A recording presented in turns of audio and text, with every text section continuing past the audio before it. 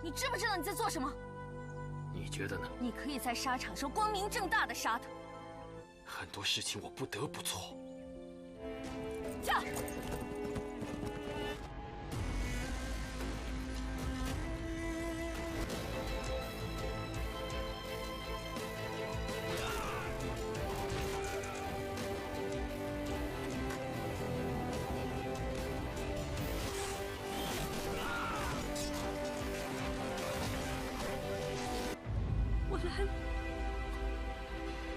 ！Halo, selamat datang di Aksa Movie 21. Semoga kalian dalam keadaan sehat dan selalu diberi kemudahan dalam urusannya. Kali ini saya akan merangkum alur cerita film Princess Agent bagian ke-12, di mana bagian ini adalah bagian terakhir dari cerita Princess Agent season pertama. Agar tidak berlama-lama, berikut rangkumannya.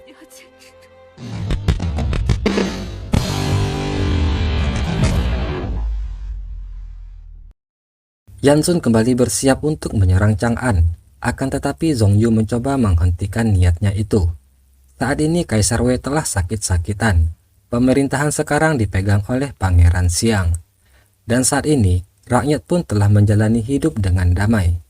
Chen Yuan yang juga berambisi menghancurkan Chang'an, dia lalu menghina Zhongyu. Dia juga berkata jika mata-mata yang mereka tangkap sebelumnya telah kabur dari tahanan. Chen Yuan curiga jika dalang dibalik itu semua adalah Xing Er.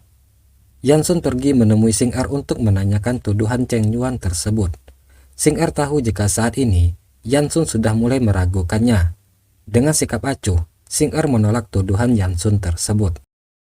Xing Er mencoba menghentikan Yansun untuk memulai perperangan, dikarenakan saat ini rakyat telah hidup dengan damai. Akan tetapi, Yansun mengatakan jika perdamaian hanya bisa diperoleh melalui perang. Hal itu membuat Xing Er semakin kecewa terhadap Yansun. Dia lalu pergi meninggalkan pria tersebut.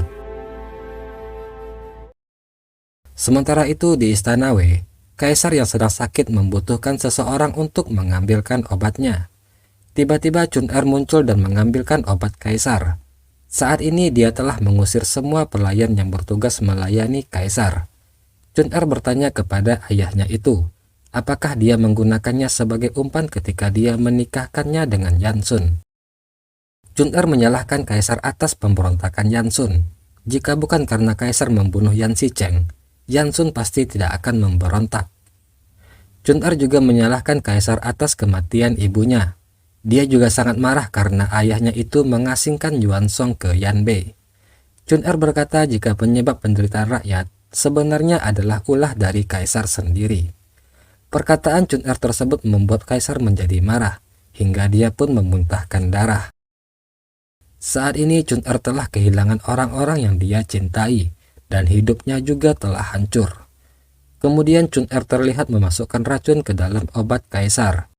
Dia lalu memaksa ayahnya itu untuk meminum obat tersebut.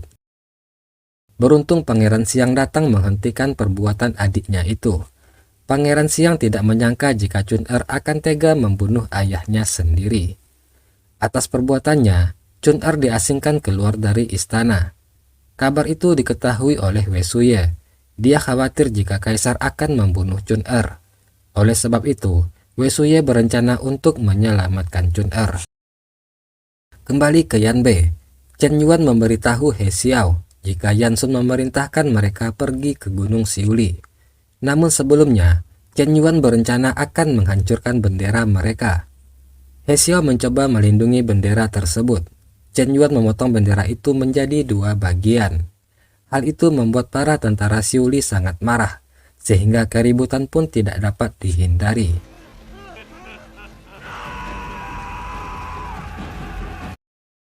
Chen Yuan mengadukan kejadian itu kepada Yansun.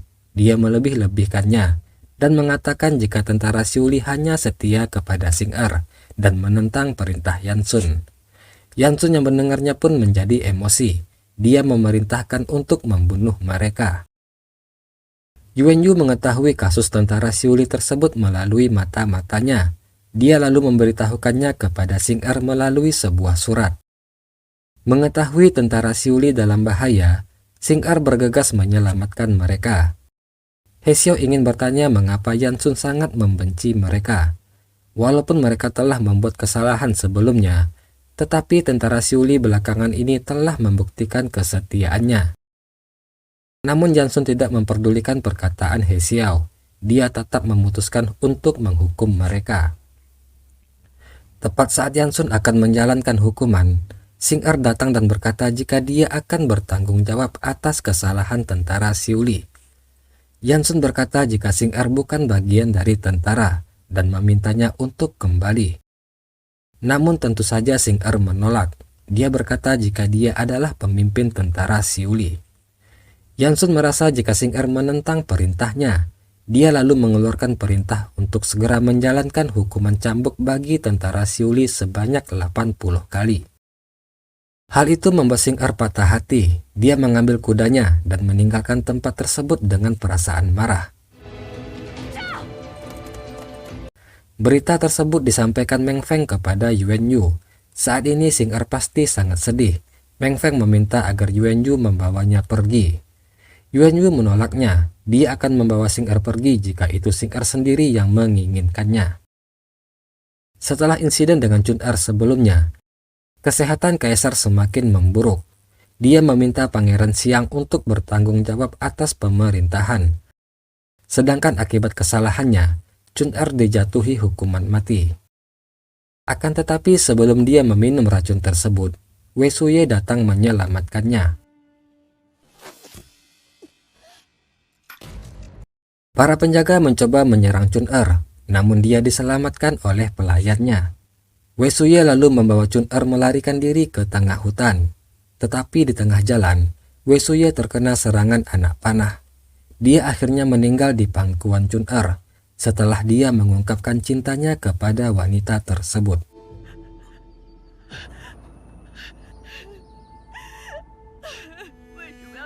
Kemudian Pangeran Xiang menemukan mereka, namun dia tidak tega membunuh adiknya tersebut. Dia mengarang cerita jika Chun Er melompat ke sungai dan meninggal. Xing Er mendatangi komandan pasukan Yanbei yang bernama Jiang. Dia mengancamnya dan bertanya di mana keberadaan tentara Xiuli. Komandan Jiang berkata jika tentara Xiuli dibawa Chen Yuan ke Danau Es. Xing Er pun lalu menyusul mereka, yang ternyata itu semua memang siasat dari Chen Yuan. Mereka menggunakan tentara Xiuli sebagai umpan untuk membunuh Xing Er. Xing Er tiba di Danau Es. Dia bertemu dengan He Xiao beserta yang lainnya. He Xiao berkata jika sebelumnya mereka telah disergap, namun mereka diselamatkan oleh Yuan Yu, sambil menunjuk ke arah Yuan Yu yang saat ini tepat di belakang Xing Er. Yuan Yu berkata kepada Xing Er, jika Danau Es adalah tempat berbahaya, kemungkinan ada orang yang menggunakan tentara Xiuli untuk membunuhnya. Xing Er berkata jika selama ini dia berpikir membantu Jansun karena untuk menyelamatkan Yanbei, namun alih-alih menyelamatkan, saat ini dia telah menyebabkan penderitaan bagi banyak orang. Xing Er menangis. Dia meminta maaf kepada Yuan Yu. Selama ini dia telah mengacuhkan semua peringatannya. Padahal pria tersebut berulang kali telah membantu dan menyelamatkannya. Keesokan harinya Zhong Yu menemui Xing Er untuk mengucapkan selamat tinggal. Zhong Yu meminta maaf karena sebelumnya dia tidak bisa membantunya melindungi tentara Xiuli. Saat ini Yanbei bukan lagi tanah yang mereka kenal. Zhong Yu akan pergi bersama Tuan Wu keluar dari Yanbei. Sebelum Zhong Yu dan Tuan Wu pergi, Xing Er bertemu Tuan Wu untuk menanyakan masa lalunya. Tuan Wu berkata jika Xing Er adalah putri Luo He, pewaris dari Feng Yunling. Saat itu ibunya telah memindahkan semua kekuatannya kepada Xing Er dan menjadikannya sebagai pewaris. Setelah Luo He tertangkap, Xing Er pergi untuk menyelamatkannya, tetapi tidak berhasil. Tuan Wu mengirim 2 orang untuk mengawal Xing Er yang saat itu sedang dikejar oleh Yuan Hao. Dalam satu pertempuran sengit, Xing Er membunuh Yuan Hao, namun akhirnya dia jatuh ke danau dan kehilangan ingatannya. Dan setelah itu, dia ditangkap sebagai budak oleh keluarga Yuan. Xiao Yu terlihat mengembara seorang diri. Dia lalu ditemukan oleh pengikut setianya. Xiao Yu bercerita jika dia menyadari bahwa sahabat penanya ternyata adalah Yuan Yu yang saat ini menjadi musuhnya, di mana sebelumnya mereka sering bertukar surat tanpa pernah bertemu satu sama lain. Dia bingung dan dilema. Xiao Yu lelah dan menderita karena masalah ini. Pelayannya itu lalu menyarankan agar Xiao Yu menemui Yuan Yu dan memberitahukan semuanya. Mengikuti saran pelayannya tersebut, Xiao Yu lalu mencegat sebuah pesan yang dikirim Yuan Yu untuk Pangeran Xiang. Dia lalu menuliskan pesan kepada Yuan Yu untuk bertemu sebagai sahabat pena. Ketika mereka bertemu, Xiao Yu membacakan puisi yang ditulis Yuan Yu sebelumnya. Hal itu membuat Yuan Yu sadar jika wanita yang di depannya itu adalah sahabat penanya. Namun Xiao Yu adalah agen mata-mata dan putri negara Liang, yang merupakan musuh berbuyutannya selama ini. Yuan Yu berkata jika mereka sudah tidak bisa lagi menjadi teman, dan dia memutuskan hubungan mereka. Ketika akan pergi, Yuan Yu tiba-tiba terjatuh, yang ternyata udara tempat tersebut telah diracuni Xiao Yu. Xiao Yu mencabut pedangnya untuk membunuh Yuan Yu, namun dia membatalkan niatnya itu, dikarenakan dia tidak ingin merusak kenangannya bersama Yuan Yu. Yuan Yu kembali bangkit. Dia berterima kasih kepada Xiao Yu atas kebaikannya tersebut. Kemudian Xiao Yu bertanya tentang perasaan Yuan Yu kepada Xing Er. Dia berkata jika Xing Er adalah putri Luo He, pewaris Feng Yunling yang merupakan musuh dari keluarga Yuan. Yuan Yu tidak menjawab. Dia lalu pergi meninggalkan Xiao Yu. Sementara itu di Istana Wei, Dong Fangji meyakinkan Pangeran Xiang untuk menyerang Yanbei. Saat ini Yanbei mengalami kehancuran parah akibat pertempuran sebelumnya. Jika saat ini mereka menyerang Yanbei, Dong Fangji sangat yakin jika Yansun dan para pasukannya dengan mudah dapat dikalahkan. Pangeran Xiang terhasut dengan bujukan Dong Fangji tersebut. Dia lalu memimpin pasukan menuju Yanbei. Kembali ke tanah Yanbei, Yuan Yu memutuskan untuk mengunjungi beberapa tunawisma di sebuah kuil. Yang bertepatan saat itu Xing Er juga datang ke tempat tersebut. Yuan Yu telah mendengar kabar jika saat ini Yansun telah menyiapkan hadiah pertunangan untuk Xing Er. Yuan Yu sangat sedih dan menatap Xing Er. Dia berkata jika tidak banyak yang bisa menyakiti dirinya. Satu-satu hal yang bisa menyakitinya adalah Xing Er, yang tidak akan lagi menjadi miliknya. Yuan Yu bangkit dari duduknya lalu pergi meninggalkan Xing Er.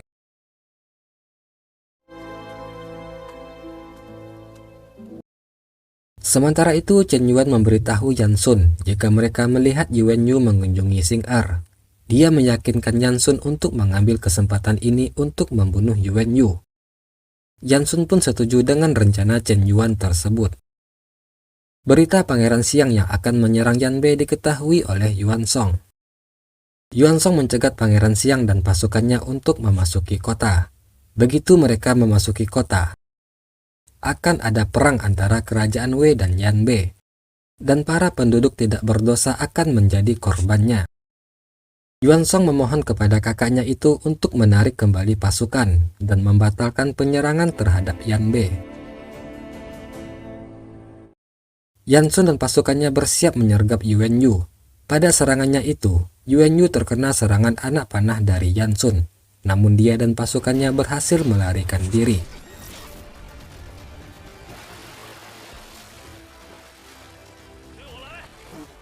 Chen Yuan lalu menyusun sebuah siasat licik, di mana dia akan menggunakan Xing Er untuk menjebak Yuan Yu. Chen Yuan mengutus seorang tentara yang menyamar sebagai prajurit Xiuli. Tentara itu menemui Yuan Yu dan berkata, jika sebelumnya Xing Er diperintahkan Yansun untuk membunuh Yuan Yu, namun Xing Er menolak, sehingga saat ini Yansun akan menghukumnya. Yuki berusaha memperingatkan Yuan Yu jika kemungkinan itu hanyalah jebakan. Namun Yuan Yu tidak mau mengambil resiko keselamatan Xing Er. Dia pun berniat untuk memastikannya. Seorang pengawal mengabarkan kepada Xing Er jika saat ini beredar kabar bahwa Xing Er bekerja sama dengan musuh dan membocorkan rahasia perang. Oleh sebab itu, sekarang Xing Er diminta pergi ke kota Hongchuan untuk diinterogasi. Pengawal itu menyebutkan jika berita tersebut disebarkan oleh Chen Yuan. Xing Er dan He Xiao bergegas menuju Hong Chuan. Namun di perjalanan, dia menyadari jika ada sesuatu yang salah. Dia sadar jika sasaran mereka sebenarnya adalah Yuan Yu. Xing Er lalu menyuruh He Xiao membawa pasukannya ke perbatasan, sementara dia sendiri pergi untuk mencari Yuan Yu. Di perjalanan, Xing Er bertemu dengan rombongan Yan Sun. Dia lalu menanyakan keberadaan Yuan Yu. Yan Sun berbohong dan berkata jika dia telah membunuh Yuan Yu. Xing Er sangat marah. Dia tidak menyangka jika Yan Sun akan menggunakan cara kotor untuk menjebak Yuan Yu. Yan Sun bertanya kepada Xing Er, apakah selama ini dia pernah mencintainya? Xing Er menjawab jika dia tidak tahu tentang perasaannya kepada Yan Sun. Yang pasti dia sangat peduli terhadapnya. Mimpinya sebelumnya adalah untuk membawa Yan Sun kembali ke Yanbei dengan selamat. Tapi semenjak mereka tiba di Yanbei, dia mulai meragukan keputusannya itu. Saat ini Yan Sun mulai mencurigai setiap orang yang dulu telah banyak membantunya. Dia sekarang telah menjadi budak dari kekuatan. Xing Er berkata jika sekarang dia akan mencari Yuan Yu. Jika Yuan Yu meninggal di Yanbei, dia tidak akan pernah memaafkan Yan Sun seumur hidupnya.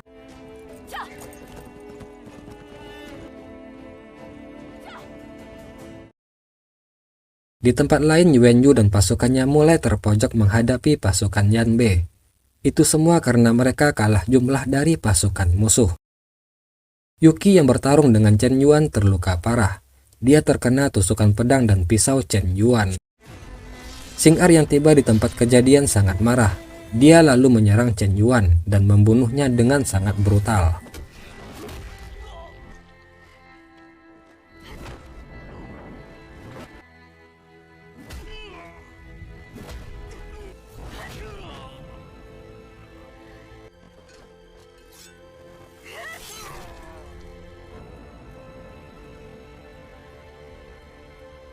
Kemudian He Xiao dan pasukannya tiba di sana. He Xiao menyuruh Xing Er segera membantu Yuan Yu, sementara dia dan pasukannya akan menahan tentara Yanbei. Xing Er bergegas ke Danau Es untuk membantu Yuan Yu, yang saat ini telah terluka parah.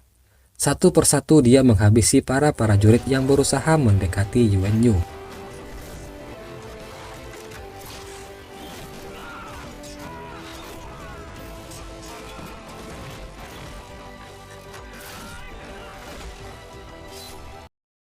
Yan Sun yang berdiri di atas tebing lalu mengambil busur. Dia melepaskan panah yang tepat mengenai jantung Yuan Yu. Xing Er segera mendekati Yuan Yu dan menyuruhnya bertahan. Yuan Yu menyuruh Xing Er segera pergi untuk menyelamatkan diri. Tetapi Xing Er menolak. Dia meminta maaf kepada Yuan Yu karena tidak pernah mendengarkan nasihatnya sebelumnya. Xing Er berkata jika mulai sekarang, dia tidak akan pernah meninggalkannya lagi. Sekarang Xing Er telah sadar jika dia sebenarnya juga mencintai Yuan Yu. Dia pun lalu mencium kening pria tersebut.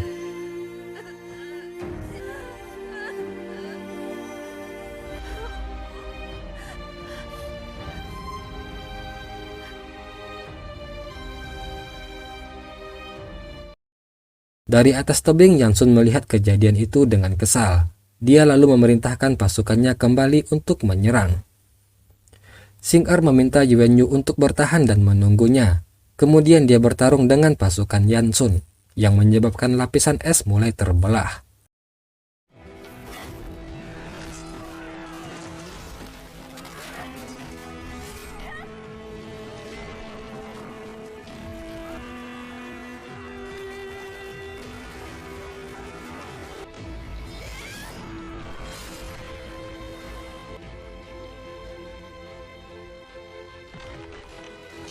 Secara perlahan Yuan Yu masuk ke dalam danau es. Xing Er segera mengejar dan melompat ke danau tersebut. Xing Er berusaha menggapai Yuan Yu, namun di sisi lain Yuan Yu menginginkan Xing Er tetap hidup. Dia lalu mendorong Xing Er ke permukaan, sementara dia sendiri tenggelam semakin dalam.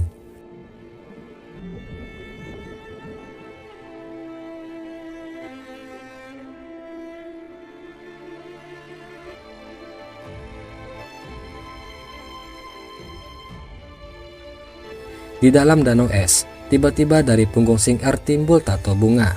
Tato itu adalah simbol pemimpin Feng Yunling. Setelah simbol itu muncul sepenuhnya, Xing Er membuka matanya dengan tatapan yang tajam. Film pun selesai. Oke, demikianlah seluruh alur cerita Princess Agent season pertama. Mohon maaf jika terjadi kesalahan dalam penyampaian saya. Akhir kata saya ucapkan terima kasih. Assalamualaikum warahmatullahi wabarakatuh.